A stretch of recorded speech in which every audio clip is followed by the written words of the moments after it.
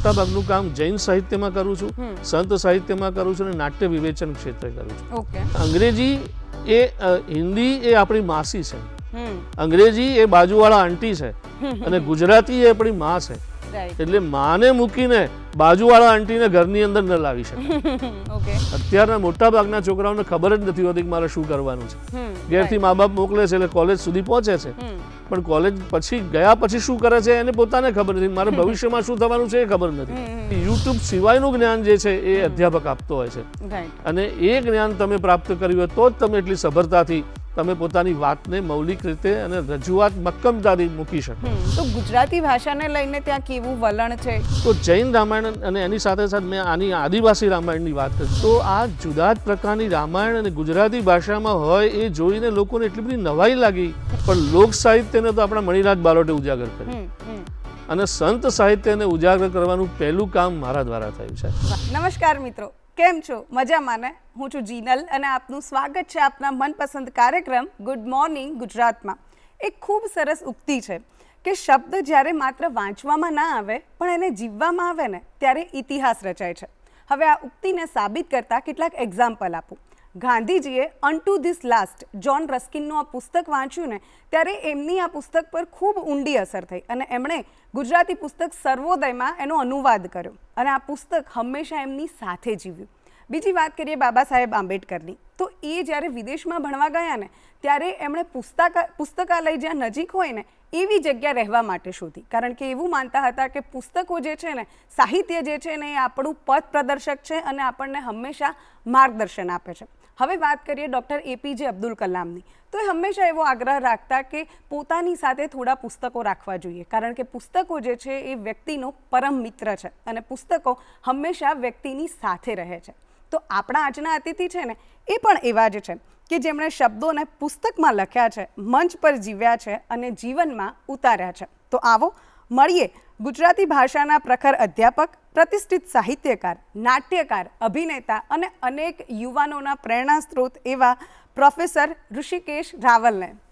Sir, ખૂબ ખૂબ સ્વાગત છે અમારું આ શોમાં આપનું. કેમ છો? મજામાં? હવે વાત કરીએ કે તમે ગુજરાતી ભાષાના પ્રોફેસર છો, અભિનેતા છો અને સાહિત્યકાર, ઘણું બધું છો, રાઈટ? તો તમારી સવાર કેવી હોય છે? આજે તો તમે સવારમાં સ્ટુડિયોમાં આવ્યા છો, પણ ગુજરાતી ભાષાના પ્રોફેસરની સવાર કેવી હોય છે? બેન, સૌથી વધારે તો હંમેશ માટે જેને કહી શકાય કે હું સૌથી વહેલા ઉઠીને મારું કામ, મને કયું પુસ્તક વાંચવું તો મારે શું લખવું એનું મારે સવારમાં વિચાર એ જ ચાલતો હોય છે. અને બિલકુલ, અને જો દિવસમાં હું 3 કલાક લખવા વાંચવાનું કામ ન કરું ને તો મને સાંજે ઊંઘ નથી આવતી. મને એમ થાય કે મેં કશુંક વેડફ્યું છે, મારો સમય બગાડ્યો છે.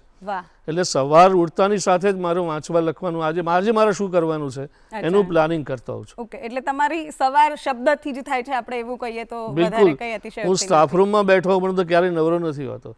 એવી રિસેસના ટાઈમમાં પણ હું બેઠો કંઈક ને કંઈક લખતો હોઉં છું. વાહ, એટલે જ કદાચ મેં કીધું એમ પ્રતિષ્ઠિત સાહિત્યકાર છો અને ખૂબ સારા પ્રોફેસર પણ છો. હવે 25 વર્ષ સુધી તમે બાળકોને ભણાવ્યા છે, ગુજરાતી ભાષાને લોકો સુધી પહોંચાડ્યા છે, તો તમને સૌથી વધારે સંતોષ કઈ બાબતનો છે? મને જીવનમાં એ જ આનંદ છે કે શિક્ષક તરીકે મેં સુંદર કામ કર્યું છે. હું જ્યારે ભણવામાં બહુ તેજસ્વી હતો, અધ્યાપક થયો, અને અધ્યાપક થયા પછી મારા મિત્રની સાથે મેં GPSCની તૈયારી કરી, અને એ તૈયારી કરતી વખતે ઘણા બધા પુસ્તકો ઘેર લાવ્યો. મારા પિતાજી પણ શિક્ષક હતા, એટલે એમણે એમ કહ્યું કે ભાઈ આ તું શું લાવ્યો છે? મેં કીધું GPSC કરીને ક્લાસ 1-2 ઓફિસર થવું છે. તો મારા પિતાજી કીધું કે ના, આપણે એ લાઈનમાં નથી જવાનું, આપણે શિક્ષકનો પવિત્ર વ્યવસાય છે એ જ સ્વીકારવાનો છે. આપણે સુંદર વિદ્યાર્થીઓ તૈયાર કરવાના, સારા નાગરિકો તૈયાર કરવાના છે. કારણ કે જો એ ક્લાસ 1-2 ઓફિસરની લાઈનમાં જશો ને તો ક્યારેક ઉઠીને ગમે તે રીતે તમારા હાથમાં જેને કહી શકાય કે ખોટી રીતનો પૈસો આવશે અને તમને લેવાની ટેવ પડશે, અને પછી તમારું મન કાબૂમાં નહીં રહે, અને એને કારણે ભવિષ્યમાં એવું થશે કે કાં તો તમારો દીકરો ખરાબ પાકશે અને કાં તો સંતાનમાં ખોડખાપણવાળું જન્મશે, જેના કારણે આપણે કોઈ જ એવો ધંધો કરવો નથી. આપણે માત્ર ને માત્ર શિક્ષકનો પવિત્ર વ્યવસાય સ્વીકારવાનો છે. અને એમના શબ્દો આજે પણ મને ગુંજે છે, અને એ જ કારણે મેં પછી આ શિક્ષકનો વ્યવસાય બિલકુલ રીતે ચુસ્ત રીતે પાળ્યો છે. અને મારા પિતાજી કહેતા હતા કે જેમ સુથાર પોતાના સાધનોને જેમ સરસ રીતે આર કાઢતો હોય છે, એમ આપણે પણ શિક્ષક તરીકે સતતના સતત જાગૃત રહેવું જોઈએ, સતત નવી બાબતોથી અપડેટ રહેવું જોઈએ અને એ રીતે તમારા વિદ્યાર્થીઓને પણ તમારે આપવું જોઈએ. રાઈટ. હવે આ તો તમે વાત કરી કે ભાઈ તમે વિદ્યાર્થીઓને તમે સંપૂર્ણપણે ધગશથી ભણાવો છો, તમે પોતાના 100% આપી દો છો. પણ જો અત્યારે આજની જનરેશનની વાત કરીએ તો ગુજરાતી ભાષા જે છે એ કદાચ એવું થાય કે હું એક વાક્ય બોલું ને તો એમાં 4 શબ્દો તો કદાચ ઇંગ્લિશ હશે કે મે બી હિન્દી હશે ને મને ખબર પણ નહીં હોય કે આ શબ્દ ગુજરાતી નથી. તો અત્યારે ગુજરાતીનો જે યુવાનોમાં રસ છે એ કદાચ એવું કહી શકાય કે ઉઠી રહ્યો છે, અથવા તો ઘણા ઓછા વિદ્યાર્થીઓ અથવા તો યુવાનો ગુજરાતી પ્રોપર શું છે જાણતા હોય છે. તો એ જે રસ છે એને કેવી રીતે વધારી શકાય? એને એ નાનપણથી જ અથવા ઘરની અંદરથી જ અથવા તો વાતાવરણ પેદા કરવું જોઈએ કે માતૃભાષાની પ્રત્યે એને લગાવ હોવો જોઈએ. મારી પૌત્રી આજે કેનેડામાં નાની 1.5 વર્ષની છે, પણ મેં મારા સંતાનોને આગ્રહપૂર્વક કહેલું છે કે ઘરની અંદર તો કમ્પલસરી ગુજરાતી બોલવાનું છે. અને એ બાળકી પણ સરસ રીતે ગુજરાતી બોલતી થઈ ગઈ છે. અને વિદ્યાર્થીઓને પણ આપણે સરસ રીતે સારી સારી કવિતાઓ આપીએ, એમને સરસ મજાના જોડકણાઓ આપીએ અને જે આપણી કવિતાઓ જે સરસ મજાની કવિઓએ લખી છે એને સરસ ઢાળમાં ગાઈને એની સામગ્રી રજૂ કરીએ તો એને ચોક્કસ ગુજરાતી ભાષા પ્રત્યે લગાવ થશે. કારણ કે આજે આપણી ભાષા એટલી બધી જેને કહે છે કે ધીમે ધીમે ધીમે બદલાતી ગઈ છે કે એને ગુજલીશ કહીએ ને એ પ્રકારની ભાષા બની ગઈ છે. એમની માતા પણ એક જ વાક્યની અંદર 2-3 શબ્દો અંગ્રેજીના બોલે છે કે દીકરા જલ્દી જલ્દી વેકઅપ થઈ જા અને તારો ઢેબરા અને તારું ટી હોટ તૈયાર છે અને તું જલ્દી જલ્દી તૈયાર થઈને બાથ લઈ લે ને વોક કરીને પછી તરત તું લેસન કરવા બેસી જા. અને કારણ કે તારા વિદ્યાર્થીઓ તારાથી ફોરવર્ડ થઈ જશે અને તું પાછળ બેકવર્ડ રહી જઈશ. તો પોતાની માતા જ જો ઘરમાં આવી રીતે જો ભાષાનું અવમૂલ્યન કરતી હોય તો પછી એ બાળકને એ એનામાં નહીં આવે એની અંદર. અને એટલે જ કવિ હરદ્વાર ગોસ્વામી કહે છે કે ગુજરાતી એ તો ઠીક છે પણ અંગ્રેજી હિન્દી એ આપણી માસી છે, અંગ્રેજી એ બાજુવાળા આંટી છે અને ગુજરાતી એ આપણી માં છે. એટલે માને મૂકીને બાજુવાળા આંટીને ઘરની અંદર ન લાવી શકાય. Okay, right. હવે આ તો વાત થઈ કે ઘરમાં કેવી રીતે હોવું જોઈએ. હવે જો એક વિદ્યાર્થીની વાત કરીએ તો એક વિદ્યાર્થી સારા વિદ્યાર્થીમાં કયા કયા ગુણો હોવા જોઈએ અને એક સારા પ્રોફેસરમાં કયા ગુણો હોવા જોઈએ? કારણ કે શિક્ષણ એ એવી વસ્તુ છે કે તમારે બંને સાઈડથી હોવું જોઈએ કે પ્રોફેસરને પણ એટલી ધગશ હોવી જોઈએ શીખવાડવાની અને સ્ટુડન્ટમાં પણ એવું હોવું જોઈએ કે એને શીખી લેવું હોય.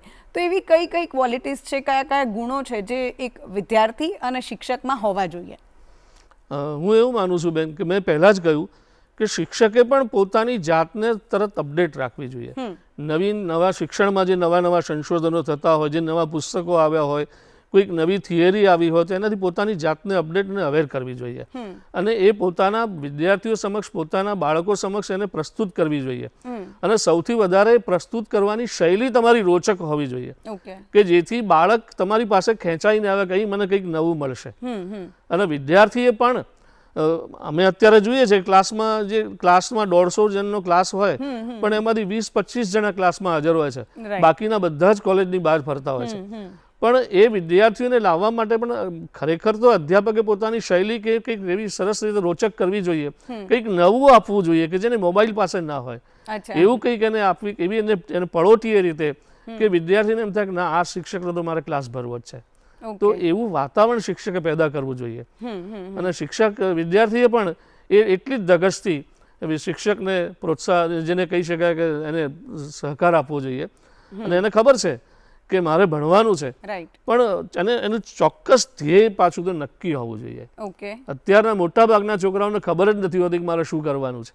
ઘેરથી મા બાપ મોકલે છે એટલે કોલેજ સુધી પહોંચે છે પણ કોલેજ પછી ગયા પછી શું કરે છે એને પોતાને ખબર નથી. મારે ભવિષ્યમાં શું થવાનું છે એ ખબર નથી. ઘણા વિદ્યાર્થીઓને એવું હોય છે કયા વિષયમાં ભણવું છે નક્કી નથી હોતું. મારી બહેનપણીએ ગુજરાતી વિષય રાખ્યો છે, અંગ્રેજી વિષય રાખ્યો છે એટલે હું એમાં જ રાખું. પણ એ દેખાદેખીની આપણે પોતાની જાતે શું કરવાનું છે, આપણે ક્યાં જવાનું છે, આપણે શું પ્રાપ્ત કરવાનું છે, આપણું ધ્યેય શું છે, એ ગોલ નિશ્ચિત નહીં જ્યાં સુધી થાય ત્યાં સુધી વિદ્યાર્થી પોતે જે પામવા માંગે છે નહીં પામી શકે. રાઈટ. તો હવે અત્યારે જો તમે જે રીતે કીધું એ રીતે અત્યારે ઘણી બધા પડકાર છે અથવા તો ઘણા બધા મીડિયમ છે રાઈટ, કે એવું થાય કે પહેલાં એવું હતું કે ભાઈ આપણે જો ક્લાસ અટેન્ડ નહીં કરીએ તો કદાચ કોઈ ઇમ્પોર્ટન્ટ ટોપિક મિસ થઈ જશે કે એવું થશે. અત્યારે બધા શું કે એ તો યુટ્યુબ પર જોઈ લઈશું, એ તો આવી રીતે જોઈ લઈશું. તો એક શિક્ષક તરીકે અત્યારે શિક્ષણ પદ્ધતિમાં કયા કયા પડકારો તમને લાગે છે કે ભાઈ આ જે વસ્તુઓ છે એ શિક્ષણને અવરોધરૂપ છે કે એ કદાચ વિદ્યાર્થીનો વિકાસ અટકાવી શકે છે? જે સૌથી વધારે તો વાતાવરણ બગાડવામાં અત્યારે મોબાઈલનું બહુ જ મોટું પરિબળ કામ કરી રહ્યું છે કે મોટાભાગના છોકરાઓને એવું છે કે યુટ્યુબ પર જોઈ લઈશું અથવા તો પછી પેલી નાની નાની 50 પાનાની ગાઈડો આવે છે એમાંથી જોઈને પાસ થઈ જઈશું. પણ એ પાસ થઈ જવાય છે પણ એનાથી સભરતા નથી આવતી. એનાથી જે હૃદયની સભરતા કે જે વિચાર શક્તિ કે જે અભિવ્યક્ત કરવાની શક્તિ જે છે, તમે સરસ રીતે લખવાની તાકાત તો જ્યારે તમે અંદર બરાબર વાંચ્યું હોય ત્યારે જ મેળવી શકાય. એ ઉપર છેલ્લું જ્ઞાન મેળવવાથી તમે સભરતાથી રજૂ નથી કરી શકતા. અને એક ભાષાના શિક્ષક, ભાષાના વિદ્યાર્થી તરીકે તમારી પાસે મૌલિકતા અનિવાર્ય છે. એ પેલા યુટ્યુબમાંથી તમને મૌલિકતા નથી આવતી. એ તો તમે જો ક્લાસમાં લેક્ચર ભર્યું હશે તો એ યુટ્યુબ સિવાયનું જ્ઞાન જે છે એ અધ્યાપક આપતો હોય છે. અને એ જ્ઞાન તમે પ્રાપ્ત કર્યું હોય તો જ તમે એટલી સભરતાથી તમે પોતાની વાતને મૌલિક રીતે અને રજૂઆત મક્કમતાથી મૂકી શકો. રાઈટ. હવે જો વાત કરીએ પીએચડીની, તો તમે ઘણા બધા સ્ટુડન્ટના ગાઈડ બન્યા છો રાઈટ. તો અત્યારે પીએચડી સ્કોલર જે લોકો હોય છે એ લોકોમાં શું પડકાર જોવા મળે છે, અથવા તો પીએચડી જે સ્ટુડન્ટ અત્યારે કરી રહ્યા છે, આપણા દર્શક મિત્રોમાંથી કેટલાક હોય જે કરી રહ્યા છે, તો એ જે સ્ટુડન્ટ છે, કારણ કે એ લોકોને એવું હોય કે તમે એના ગાઈડ છો, તમે એના શિક્ષક નથી, અથવા તો તમે એને એવું ના કહી શકો કે તું આમ જ કર એમ. તો પીએચડીના જે સ્ટુડન્ટ છે એમનો અને એક પીએચડીના ગાઈડ હોય એ બંને વચ્ચેનું રિલેશન કેવી રીતનું હોય છે, શું બોન્ડ હોય છે, અને એક ગાઈડ તરીકે તમારે શું શું ધ્યાન રાખવાનું હોય? ગાઈડ તરીકે મોટે ભાગે વિશેષપણે એ ધ્યાન રાખવાનું હોય કે સૌથી પહેલાં તો વિદ્યાર્થીને શેમાં રસ છે એ વિષય એને પસંદ કરવામાં મદદરૂપ થવું જોઈએ. કારણ કે મોટાભાગના વિદ્યાર્થીઓ આજે બહુ જ સરળતાથી, બહુ જ સહજતાથી, બહુ સહેલાઈથી પીએચડી થઈ જાય એવા વિષયો પસંદ કરીને આવતા હોય છે. કે પડકાર જેને કહી શકાય કે બહુ સરસ સંશોધન થાય અને એ સંશોધનની માર્કેટમાં કોઈ વેલ્યુ હોય એવા પ્રકારના વિષયોથી વિદ્યાર્થીઓ મોટે ભાગે બહુ દૂર ભાગતા હોય છે. બહુ જ ઓછા એવા વિદ્યાર્થીઓ છે કે જે પડકારજનક વિષયો પસંદ કરતા હોય છે. અત્યારે આપણે એમ જોઈએ કે નાટ્ય વિવેચનનો જે વિષય છે એની અંદર વિદ્યાર્થીઓ બહુ ઓછા છે. પછી જેને આપણે મધ્યકાલીન સાહિત્ય કહીએ કે 11મી સદીથી માંડીને 17મી સદી સુધી જે સાહિત્ય રચાયું છે એ એમાં વિશેષપણે 11મી થી 14મી સુધી હેમચંદ્રાચાર્યથી શરૂ કરીને નરસિંહ મહેતા સુધીનું જે સાહિત્ય છે એ સાહિત્ય જૈન સાહિત્ય જેને કહીએ છે, જે અપભ્રંશ ભાષામાં છે, પ્રાચીન ભાષામાં છે, મારું ગુર્જર ભાષામાં છે, આવા જેને કહી શકાય કે ખરેખર સંશોધન કરવાની જે જરૂરિયાત છે એવા વિષયોથી વિદ્યાર્થીઓ દૂર ભાગે છે. અને એવા વિષયોને લઈને જો સાહિત્યમાં કામ થશે અથવા અન્ય ભાષાઓ સાથે જેને કમ્પેરેટિવ સ્ટડી કહીએ છીએ, તુલનાત્મક અભ્યાસ, એવા વિષયો પર જ્યારે કામ થશે ત્યારે એના સંશોધનની વેલ્યુ ગણાશે. બાકી તો ઠીક છે કે કોઈ એક કવિને કે કોઈ એક નવલકથાકારને, કોઈ એક વાર્તાકારને કે નાટ્યકારને લઈને એના સાહિત્યને લઈને પીએચડી થઈ જવાય છે અને એને આધારે ક્યાંક નોકરી પણ મળી જાય છે. પણ જેને કહી શકીએ કે જેને કંઈક નવું કર્યું છે, કંઈક સાહિત્યમાં નવું પ્રદાન તમારું દેખાય, તો એવું નથી થતું એના. હવે જો સાહિત્યની જ વાત નીકળી છે તો તમે સંત સાહિત્ય, જૈન સાહિત્ય, એવા ઘણા બધા એસ્પેક્ટ પર કામ કર્યું છે. તો સૌથી પહેલાં તો આ સંત સાહિત્ય વિશે વાત કરો, કારણ કે તમે પાલનપુરના છો અને ઉત્તર ગુજરાતમાં સંત સાહિત્ય એટલે ઘણું ઓછું પ્રચલિત કે એવું કહી શકાય, તો એના વિશે વાત કરશો. ઉત્તર ગુજરાતને લગભગ 2 મહિના મારવામાં આવતા હતા કે ઉત્તર ગુજરાત પાસે લોક સાહિત્ય નથી અને બીજું સંત સાહિત્ય નથી. પણ લોક સાહિત્યને તો આપણા મણિરાજ બારોટે ઉજાગર કર્યું અને સંત સાહિત્યને ઉજાગર કરવાનું પહેલું કામ મારા દ્વારા થયું છે. કારણ કે એક એવું સતત કહેવાતું હતું કે ઉત્તર ગુજરાતમાં સંત સાહિત્ય જેવું છે જ નહીં. અને એ ભેણું ભાગવા માટે મેં જેને કહી શકાય ગુજરાત સાહિત્ય અકાદમી સંચાલિત ઝવેરચંદ મેઘાણી લોક સાહિત્ય કેન્દ્ર રાજકોટ, એની અંદર રિસર્ચ પ્રોજેક્ટ મૂક્યો અને ઉત્તર ગુજરાતના એવા મેં સંતો શોધી કાઢ્યા કે જે જાતે મુસ્લિમ હોય, ધર્મે મુસ્લિમ હોય, પણ આજીવન ભક્તિ કૃષ્ણની કરી હોય, રાધા કૃષ્ણની ભક્તિ કરી અને એવા પદો વિશે એમણે કામ કર્યું હોય, એવા સંતો મેં શોધી કાઢ્યા. અનવર કાઝી છે, પીર મશાયક છે, મીર મુરાદ છે, અચ્છા મિયા સૈયદ છે, શેરી પાલનપુરી છે, આવા ઘણા 7-8 સંતો મેં એવા શોધી કાઢ્યા કે જેમણે આજીવન ધર્મ મુસ્લિમનો પાળ્યો છે, પણ જ્ઞાતિના બંધનો તોડી, એ વાડાઓ તોડી અને એમણે રસખાનની જેમ આજીવન કૃષ્ણ ભક્તિ કરી છે. અને એના વિશેનું મેં એક પુસ્તક કર્યું છે કે ઉત્તર આનર્તના મુસ્લિમ સંતોની કાવ્યધારા, અને એ જે ગુજરાત સાહિત્ય અકાદમી દ્વારા શ્રેષ્ઠ પુસ્તક તરીકે પોંખાયું પણ છે. અને ત્યાર પછી ઉત્તર ગુજરાતમાં નાથ સંપ્રદાય પર સૌથી પહેલું કામ મેં કર્યું છે. નાથ સંપ્રદાયના પણ કયા કયા સંતો છે, કે ઓઘડનાથ છે, ધૂંધળીનાથ છે, કંથળનાથ છે, ગુલાબનાથ છે, નિર્ભયનાથ છે, આવા નાથ સંપ્રદાય, અને નાથ સંપ્રદાય ક્યાંથી આવ્યો, ઉત્તર ગુજરાતમાં કેવી રીતે આવ્યો, અને એની વિશેષતાઓ શું છે, અને એમાં ઉત્તર ગુજરાતના કયા કયા સંતો થયા, અને એમણે શું શું લખ્યું છે, કેવા કેવા પદો આપણને આપ્યા છે, ભજનો આપ્યા છે, એ વિશે વાત આખી મેં આનર્તના નાથ સિદ્ધો અને તેમના સાહિત્યમય પુસ્તકમાં કરી. એ પુસ્તક પણ અકાદમી દ્વારા પોંખાયું છે. ઓકે, તો કોઈ એક સંત વિશે કે કોઈ એક તમે રિસર્ચ કર્યું હોય, કોઈ લોકવાયકા હોય કે લોક વાર્તા હોય, એ જો તમે અમારા દર્શકોને સંભળાવી શકો તો. એવા જ એક સંત હતા અનવર કાઝી, જે મૂળ વિસનગરના હતા, પણ પાછળની અવસ્થામાં એ પાલનપુર આવતા રહેલા, અને પાલનપુરના નવાબ સાહેબ એમને બહુ ચાહતા હતા. એ કાઝી તરીકે ઓળખાતા, પણ ઓલિયો ફકીર હતા. એમણે ક્યારેય કોઈ અપેક્ષા રાખી જ નથી, હંમેશા મસ્જિદમાં પડ્યા રહેતા હતા અથવા સ્મશાનની અંદર પડ્યા રહેતા હતા, અને પોતાને જે વિચાર આવે એ પદો સ્વરૂપે, ભજનો સ્વરૂપે, જેને નસીહત, જેને મુસ્લિમ ધર્મમાં નસીહત કાવ્યો કહેવાય છે, ઉપદેશ કાવ્યો, આવા બોધ કાવ્યો, તમને નવાઈ લાગશે કે એમણે સમાધિના કાવ્યો આપ્યા છે. અને આવા કૃષ્ણ રાધાની ભક્તિ કરતા કરતી ગરબીઓ એમણે આપણને આપી છે. અને લગભગ એ સંત સ્મશાનમાં જ પડ્યા રહેતા હતા, અને પોતે જે કંઈ પદો લખે એ કાગળિયા ગમે ત્યાં ઉડી જાય, પણ એમના ભક્તોએ ભેગા કરીને આજે લગભગ 550 પાનાનો આખો ગ્રંથ અનવર કાવ્ય આપણને આપ્યો છે. અને જેને કહી શકાય કે સમાધિ કોને કહેવાય, અને સનાતન ધર્મના સિદ્ધાંતોની વાતો એમણે એની અંદર અદ્ભુત રીતે કરી છે. ખજાનો છે એમ કહી શકીએ, કે એક આખો PhD નો વિષય બને એવા પ્રકારનો આ ગ્રંથ છે. રાઈટ. તો હજુ વધારે આપણે જૈન સાહિત્ય વિશે પણ વાત કરવાની છે, તમે કામ કર્યું છે. દર્શક મિત્રો, હજુ સાહિત્ય વિશે જાણવાનું છે. સર નાટકો સાથે જોડાયેલા છે, તો એના વિશે પણ જાણવાનું છે, પરંતુ અત્યારે સમય થયો છે એક નાનકડા વિરામનો. મળીએ વિરામ બાદ. વિરામ બાદ આપનું ફરીથી સ્વાગત છે. તો આપણી આ સાહિત્યની સફર હતી એને ફરીથી શરૂ કરીએ.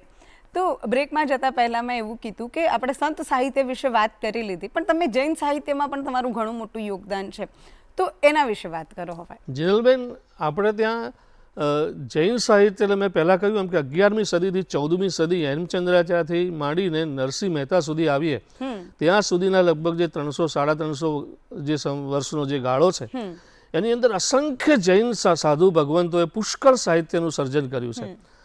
પણ એ સાહિત્ય જે છે એ એનો આરંભ થાય છે શૃંગારથી, પણ બધી જ રચનાઓ છેલ્લે અંત પામે છે ઉપસમ, એટલે કે બોધ અને સંન્યાસ દીક્ષા ગ્રહણથી ત્યાં એનું સમાપન થાય છે. પણ આ સાહિત્ય બધું જ અપભ્રંશ ભાષામાં છે, જેને આપણે જૂની ગુજરાતી, પ્રાચીન ગુજરાતી કહીએ છીએ, એ ભાષાની અંદર છે. એટલે એ ભાષાને ઉકેલવી બહુ જ અઘરી છે. કેટલીક વાર તો એક એક શ્લોક ઉકેલવામાં પણ 2-3 દિવસ નીકળી જતા હોય છે. અને આ સાહિત્યમાં કામ કરનારા સર્જકો આજે ગુજરાતમાં ગણીએ તો કદાચ ગણ્યા ગાંઠ્યા 10 કદાચ મળી શકે. એટલે મેં એ ક્ષેત્રમાં કામગીરી કરવાનું મેં વિચાર્યું. અને મને મારા જે PhDના વિષયની અંદર પણ પાલનપુરના એવા 3 સંતો આવ્યા હતા કે જેમણે ગુજરાતી ગદ્ય લખતા આપણને શીખવાડ્યું. એ આચાર્ય સોમસુંદર સુરી, કે ત્યાં સુધી બધું જ સાહિત્ય કાવ્યમાં રચાતું હતું, પણ સૌથી પહેલું ગદ્ય લખતા આપણને પાલનપુરના આચાર્ય શ્રી સોમસુંદર સુરીએ લખવાડ્યું. ત્યાર પછી જેને અકબરને હંમેશ માટે માંસાહારનો ત્યાગ કરીને જેને જે કે વેજીટેરિયન બનાવનાર એ આચાર્ય શ્રી હીર વિજય સુરી, એ બંને આચાર્યનું જે સાહિત્ય હતું એ સાહિત્ય મેં ઉજાગર કર્યું આખા ગુજરાતના જૈન ભંડારોની અંદર ફરી ફરીને. અને ત્યારથી મને લગ્ન લાગે કે મારે જૈન સાહિત્યમાં કામ કરવું છે.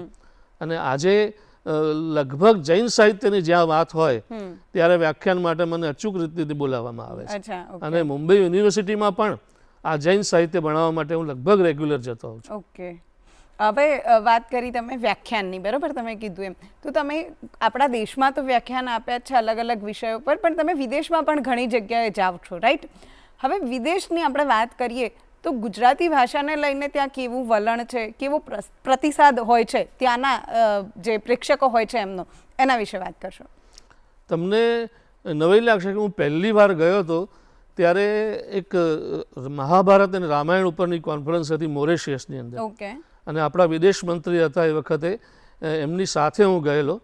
અને ત્યાં મેં અંબાજીની આસપાસનું જે દાંતા ખેડબ્રહ્મા વિસ્તારના જે આદિવાસીઓ છે એમના રામાયણ વિશે મેં વાત કરેલી. આ રામાયણથી તદ્દન જુદા જ પ્રકારની, જૈન રામાયણ પણ આખી જુદી છે, કાશ્મીર રામાયણ પણ જુદી છે. તો જૈન રામાયણ અને એની સાથે સાથે મેં આની આદિવાસી રામાયણની વાત કરી, જેમની પર ભગવાનદાસ પટેલે ખૂબ કામ કર્યું છે. અને એ રામાયણ આદિવાસીઓ કેવી રીતે ગાય છે એની મેં આખી વાત કરી, એની સીડી બનાવીને ત્યાં હું લઈ ગયો અને મેં આખી ત્યાં વાત કરી.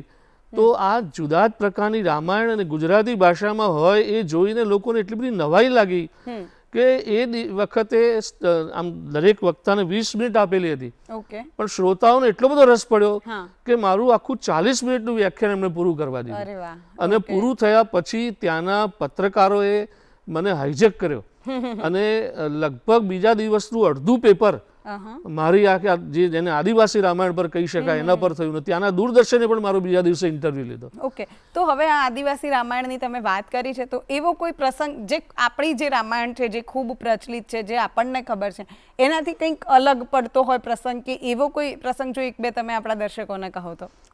એની અંદર જેમ આપણે જે પેલી રાવણ જે પેલી સુવર્ણ મૃગની વાત છે, પણ સુવર્ણ મૃગની જગ્યાએ ત્યાં મુરગી આવે છે, કારણ કે આદિવાસીઓ મુર્ગા પાળે, તો એ ત્યાં મુર્ગાની વાત આવે છે. પછી અર્જુન જે મત્સ્યવેદ કરે છે એ મત્સ્યવેદની જગ્યાએ ત્યાં એ ભમરાની વાત આવે છે. તો આવા ઘણા બધા એવા કોન્સેપ્ટ છે કે આખી રામાયણથી જુદી છે એ આખી વાત. પણ એના માટે તો બહુ સમયનો સમય જાય એવી વાત છે એ આખી વાત કરવા જઈએ તો. એવી કેટલા પ્રકારની રામાયણ છે? કારણ કે જે પ્રમાણે મને ખબર છે એ રીતે કે આપણે ઇન્ડોનેશિયા ને એ બાજુ જઈએ તો પણ રામાયણની અલગ અલગ કથાઓ પ્રચલિત છે. તો તમે એવી કોઈ 4-5 રામાયણ વિશે કહી શકો કે આ અલગ અલગ મૂળ વાત એક જ છે પણ એને અલગ અલગ રીતે ભજવાય છે, અથવા તો ત્યાંના લોકોમાં અલગ રીતે પ્રચલિત છે, એવી કોઈ વાત તમે કહી શકો? જેમ જેને કહી શકે સાઉથ ઇન્ડિયાની અંદર, દક્ષિણ ભારતની અંદર જે રામાયણો છે ત્યાં તામિલમાં પણ રામાયણ છે, કર્ણાટકી ભાષામાં પણ, મલયાલમમાં પણ, તેલુગુમાં પણ છે. તો દરેકની અંદર સાઉથ ઇન્ડિયાની અંદર રામની જગ્યાએ રાવણનું મહત્વ વિશેષ દર્શાવવામાં આવ્યું છે અને ત્યાં રામની જગ્યાએ રાવણની પૂજા વિશેષ કરવામાં આવે છે. તો એવી જ રીતે ઇન્ડોનેશિયા પણ જુદો કોન્સેપ્ટ છે, બાલીમાં જુદો કોન્સેપ્ટ છે, મોરેશિયસમાં જુદો કોન્સેપ્ટ છે, બેંકોકમાં જુદો આખો કોન્સેપ્ટ છે અને એ સરસ રીતે એને મંચન કરે છે, એ એની વિશેષતા છે. રાઈટ. ઓકે. હવે વાત કરીએ તમારું, આ તો સાહિત્યકાર તરીકે આપણે વાત કરી, હવે એક નાટ્યકાર તરીકે અને એક અભિનેતા તરીકેની વાત કરીએ. તો તમે કીધું કે ભાઈ બાળપણથી મતલબ મેં નક્કી કર્યું હતું, મને મારા પિતાએ કીધું કે આપણે પ્રોફેસર બનવું છે ને હું બન્યો. તો અભિનેતા કેવી રીતે, આમ પ્રોફેસરમાંથી અભિનેતા કેવી રીતે બન્યા? હું બેન શરૂઆતમાં તો જેને કહીએ કે સંગીતનો માણસ હતો, હું તબલા ઢોલક વગાડતો હતો. પણ કોલેજમાં આવ્યો પછી મેં, ત્યાં સુધી સ્કૂલમાં નાના નાના નાટકો કરતો, પણ કોલેજમાં આવ્યો પછી મેં પહેલું મારું નાટક ચીફ મિનિસ્ટર ભજવ્યું અને એ આઈએનટીમાં બેસ્ટ થયું અને બેસ્ટ એક્ટર તરીકે પણ મને પુરસ્કાર મળ્યો. ત્યારથી મને નાટકમાં રસ જાગ્યો અને મેં સંગીત મૂકીને પછી નાટ્ય યાત્રા શરૂ કરી અને પછી તો મેં લગભગ 40 જેટલા એકાંકીઓમાં પણ કામ કર્યું અને એકાંકીઓ પછી 10 દીર્ઘ નાટકો પણ ભજવ્યા.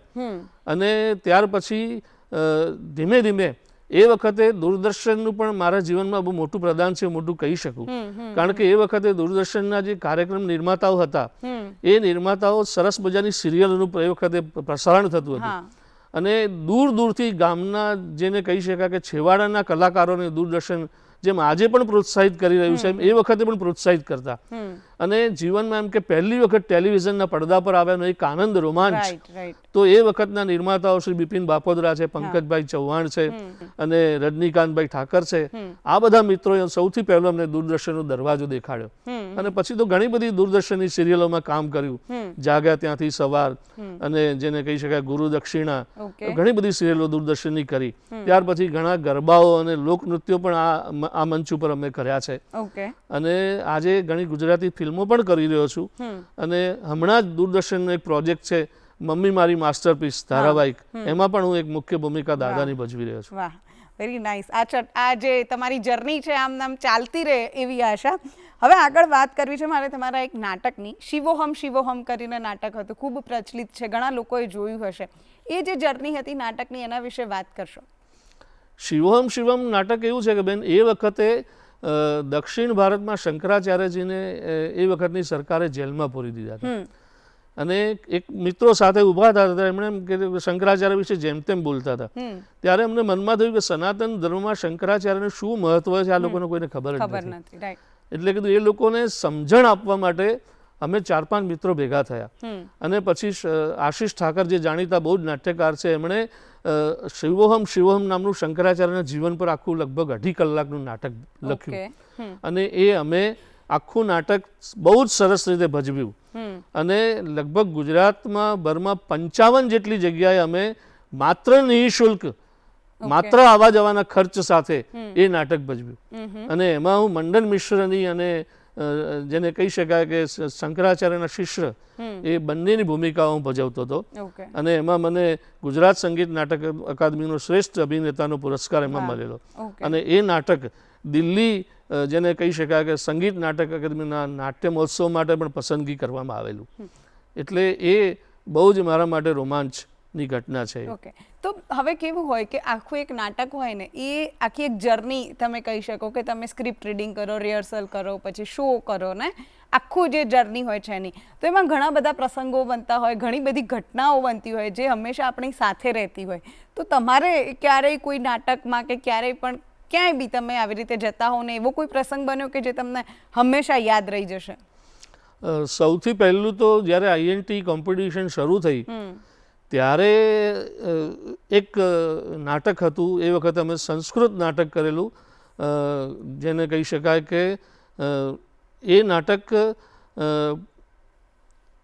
ની અંદર એવો સંવાદ હતો કે ગુરુ પ્રવેશે છે અને ગુરુની સાથે સાથે શિષ્ય પ્રવેશે છે.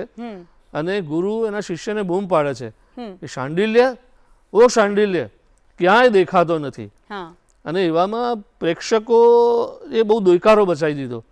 અને એમણે કહ્યું કે બહુ પ્રેક્ષકો દેકારો મચાવતા, જે ગુરુ હતા એમણે તરત જ પ્રેક્ષકો તરફ હાથ ઊંચો કરીને કીધું કે અજ્ઞાનના અંધકારામાં અટવાયેલાનું તો આવું જ હોય ને.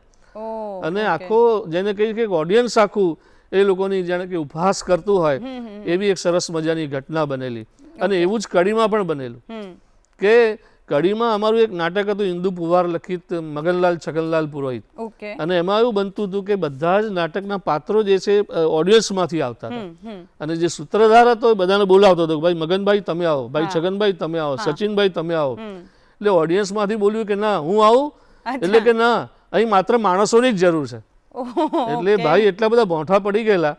તો આવા ઘણા બધા કિસ્સાઓ નાટક વખતે બનતા હોય છે અને મજા પડતી હોય છે. ઓકે, હવે જો વાત કરીએ નાટકને ફાઇનાન્શિયલી કે એક કરિયર પાથ તરીકે, તો આજના સમયમાં ખાલી થિયેટર કરવું કે ખાલી નાટકો કરવા એ કેટલા કન્વિન્શનલ છે? આપણે એક ખાલી માત્ર ને માત્ર કરિયર માટે એક જ એ થિયેટર જ પસંદ કરી શકીએ ખરા?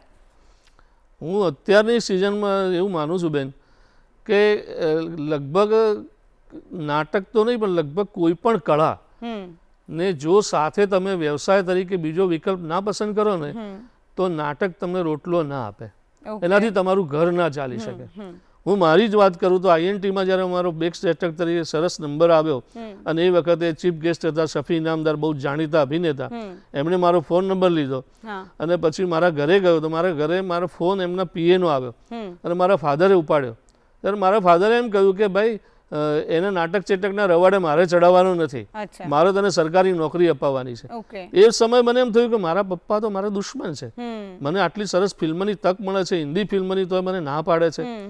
પણ આજે એક પ્રોફેસર થયા પછી હું એટલી જ વાત સમજુ છું કે એ જે ડિસિઝન લેવાયું હતું બહુ જ ઉત્તમ લેવાયું હતું. આજે હું સરસ રીતે મારું ઘર ચાલે એટલું સરસ રીતે મારો સેલરી છે, પણ તેની સાથે સાથે મને જે સમય મળે એની અંદર મારા શોખથી મારા નાટકો પણ કરું છું, શોખ થાય ત્યારે ફિલ્મો કરવા પણ જઉં છું, શોખ થાય ત્યારે હું સંગીતના કાર્યક્રમો પણ આયોજન કરું છું, સેલો પણ કરું છું, બધું જ કરું છું. પણ આ બહુ જ અઘરામાં અઘરી વસ્તુ છે.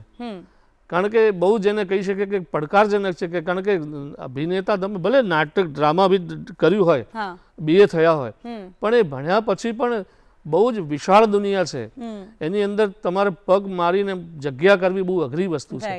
અને અમારી ત્યાં ફાઇન આર્ટ્સ કોલેજ ચાલતી હતી, લગભગ અમે કેટલાક સમયથી વર્ષે 18 લાખ રૂપિયા ખોટ કરીને ડ્રામા કોલેજ ચલાવતા હતા.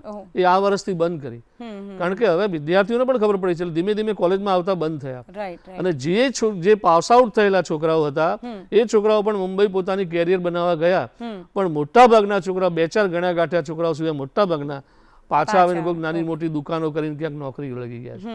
એટલે માત્ર કોઈ કલા ને કદાચ એવું બની શકે કે તમામમાં બહુ જ જોરદાર પોટેન્શિયલિટી હોય તો તમે કરી શકો, બાકી તો એના પર ઘર ચલાવવું બહુ અઘરું છે. ઓકે, હવે જો બીજી વાત કરીએ તો તમે લખતા તો હતા જ પહેલેથી, રાઈટ, અને તમે જોડે જોડે અભિનેતા પણ એક્ટિંગ પણ કરતા હતા, તો લેખને તમને એક્ટિંગમાં કેવી રીતે મદદ કરી, અથવા તો એની કોઈ અસર થઈ ખરી કે તમને કદાચ વાંચવાનો શોખ હતો તો એના લીધે તમારી એક્ટિંગમાં કંઈ દેખાતું હોય એવું કંઈ?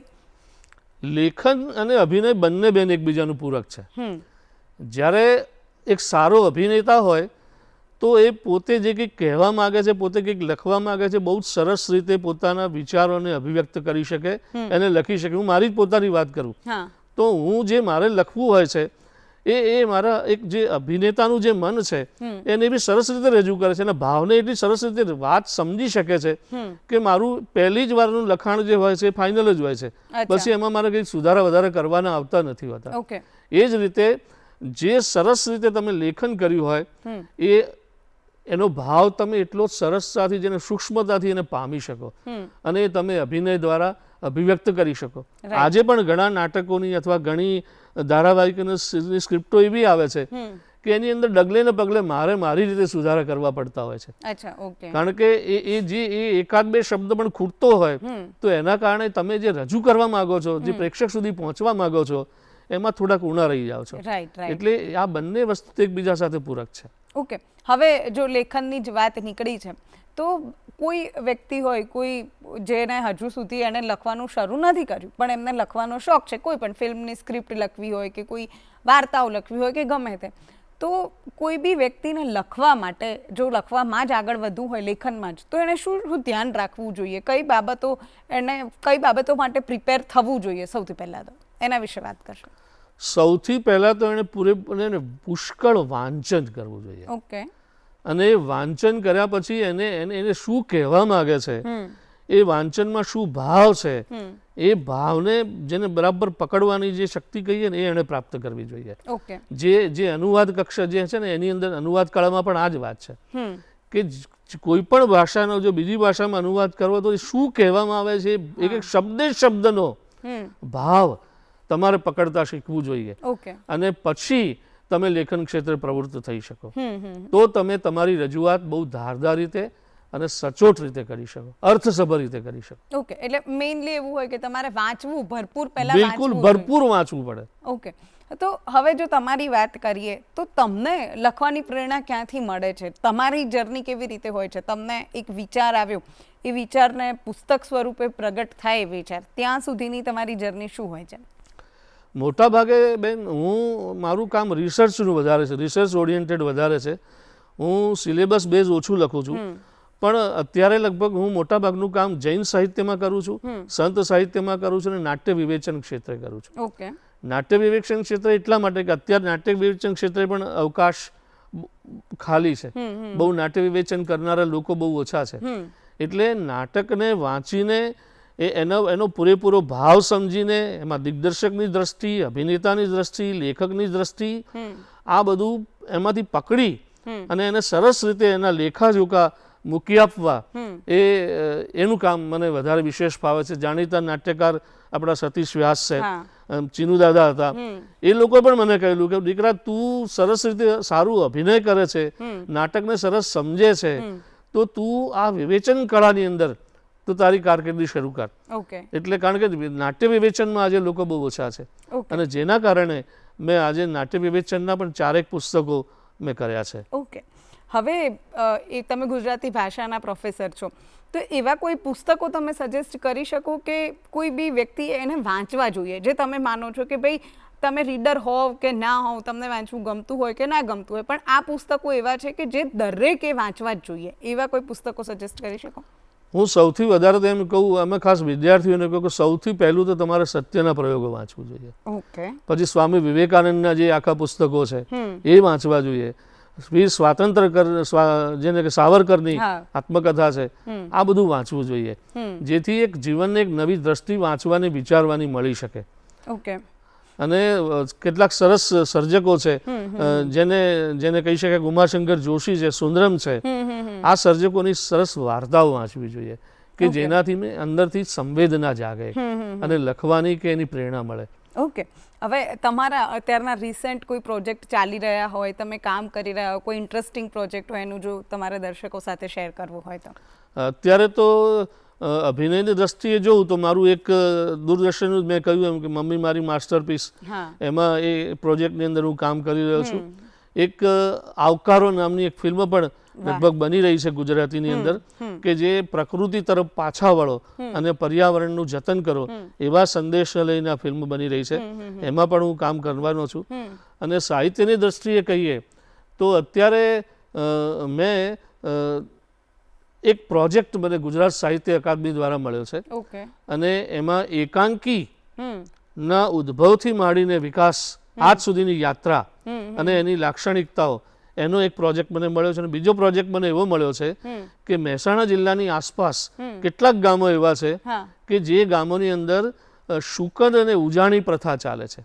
આ રીતિ રિવાજો હવે ધીમે ધીમે ધીમે ધીમે લુપ્ત થતા જાય છે, તો એનું દસ્તાવેજીકરણ કરીને એના વિશેનું લેખન કરવાનો એક પ્રોજેક્ટ ચાલે છે. અને ઝવેરચંદ મેઘાણી સાહિત્ય કેન્દ્ર તરફથી એક પ્રોજેક્ટ મારો ઉત્તર ગુજરાતના નિરાથ સંપ્રદાયના સંતો અને એમની કવિતાઓ, એમના પદો, એના વિશેનો એક પ્રોજેક્ટ મારી પાસે ચાલી રહ્યો છે. હાલ હું 3 ક્ષેત્રે કામ કરી રહ્યો છું. ઓકે. હવે બીજું મારે એ પૂછવું છે કે તમે લાઈવ કમેન્ટ્રી પણ કરેલી છે, રાઈટ? તો એમાં શું પડકાર હોય છે? કોઈને લાઈવ કમેન્ટેટર બનવું હોય કોઈ બી શોમાં, ક્રિકેટમાં કે કોઈ બીજી કોઈ પ્રસંગે કે એવી રીતે, તો એમાં પડકારો શું હોય છે અને એને શું ધ્યાન રાખવું જોઈએ? સૌથી પહેલાં તો હું દૂરદર્શનની ઘણી બધી વખતે ડોક્યુમેન્ટરીમાં પણ મારો અવાજ આપું છું, અને રથયાત્રા છે કે જન્માષ્ટમી છે કે એવા કાર્યક્રમમાં પણ હું લાઈવ કોમેન્ટેટર તરીકે જાઉં છું. પણ એ વખતે જેમ પેલું જેને કે સ્પોન્ટેનિયસ જે આવવું જોઈએ, એ જો તમારી પાસે વાંચન હશે તો જ આવશે. એમને વાંચન વિના અંદરથી કશું જ નહીં આવે. એટલે સૌથી પહેલું મેં પહેલાં કહ્યું કે વાંચન એ માણસ માટે બહુ જરૂરી છે. કારણ કે મારી જ વાત કરું તો શબ્દ જ મને અજવાળ્યો છે. શબ્દ જ મને મારા એક નાનકડા ગામડામાંથી દૂરદર્શન સુધી લઈ આવ્યો છે, ફિલ્મ સુધી લઈ ગયો છે, કે મને પરદેશના સીમાડાઓ વટાવ્યો તો એક શબ્દ મને અજવાળ્યો છે. તો શબ્દ જ્યાં સુધી તમારી પાસે નહીં હોય તો ત્યાં સુધી તમે લાઈવ કોમેન્ટ્રીમાં બહુ જ પાછા પડવાના. એટલે એકદમ સ્પોન્ટેનિયસ જેને કે તાત્કાલિક અંદરથી સ્ફુરણા આવવી જોઈએ, અને એ તમને સરસ રીતે રજૂઆત કરતા આવડવું હોય તો તમે લાઈવ કોમેન્ટેટર બહુ સારી રીતે કરી શકો. ઓકે. હવે રેપિડ ફાયર રાઉન્ડ છે, ખૂબ નાનકડો 5 પ્રશ્નો હું તમને પૂછીશ, તમારે ઓપ્શનમાં મને કહેવાનું છે. મનપસંદ ગુજરાતી લેખક? મનપસંદ ઉમાશંકર જોશી. ઓકે. મનપસંદ કવિ? ચીનુ મોદી. લેખક કે અભિનય? અભિનય. ઓકે. એક અધૂરી ઈચ્છા, તમારી કોઈ પણ અધૂરી ઈચ્છા હોય જે પૂરી કરવી છે તમારે? એક સરસ જેને કહી શકાય કે ઐતિહાસિક ફિલ્મોમાં કામ કરવું છે. ઓકે. તમારું મોટિવેશન શું હોય છે? તમે મોટિવેશન માટે શું એક સેન્ટેન્સ કે એક શબ્દ જોઈએ તો? વાંચન. Okay. Thank you so much sir. અને છેલ્લે જો તમારે આપણા જે દર્શક મિત્રો છે એમને કોઈ સંદેશ આપવો હોય તો તમે આપી શકો છો.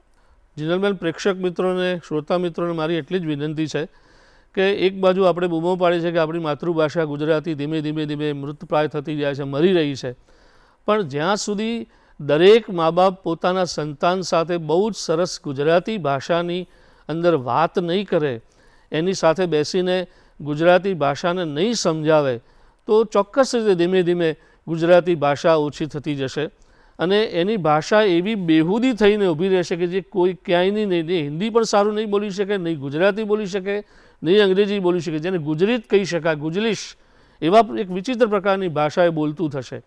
એટલે કારણ કે ગુજરાતી તો એ આપણી મા છે અને એની સાથે એક માતાનો જે સંબંધ છે એની નાળ સાથે બંધાયેલો છે અને એ સંબંધ જો આપણે ધીમે ધીમે એનાથી દૂર જઈશું તો ચોક્કસ ગુજરાતી ભાષા આપણી પાસે નહીં હોય. તો એના જતન માટે આપણે ચોક્કસ રીતે આપણા બાળકોને ગુજરાતી ભાષા બોલવા માટે આગ્રહ કરવો જોઈએ. એટલો મારો આગ્રહ છે. આભાર. જી, ખૂબ ખૂબ આભાર સર આપનો, તમે અમારી સાથે જોડાયા અને આટલી સરસ મજાની વાતો નમસ્તે બેન જીનલબેન, તમારો પણ ખૂબ ખૂબ આભાર. જી જી સર. તો દર્શક મિત્રો, જોયું કે કેવું હોય કે શબ્દો જે છે ને હંમેશા આપણી સાથે રહે છે અને શબ્દો જ લોકોને તારે છે, મારે છે, ઉગારે છે, બધું જ શબ્દો થકી તમે કરી શકો છો. અને આઈ એમ શ્યોર આજનો એપિસોડ જોયા પછી એની તમને ચોક્કસથી ખાતરી થઈ ગઈ હશે કે ના, જો આપણું વાંચન સારું હશે ને તો આપણે ક્યાંક ને ક્યાંક તો પહોંચીશું જ, રાઈટ? તો હવે વાત એમ છે કે આ એપિસોડ તો અહીંયા આપણે પૂરો કરીએ છીએ, પણ જો ટીવીમાં આ એપિસોડ તમારે મિસ થઈ જાય છે તો આપણી ડીડી ન્યૂઝ ગુજરાતી કરીને યુટ્યુબ ચેનલ છે, એના પર તમે આ એપિસોડ આખો જોઈ શકો છો. અને સાથે જ જો તમારા કોઈ પ્રતિભાવ હોય, તમને કંઈ પણ આ શો વિશે કહેવું હોય તો તમે good morning Gujarat show @gmail.com પર અમને લખીને મોકલો, અમને ખૂબ ગમશે.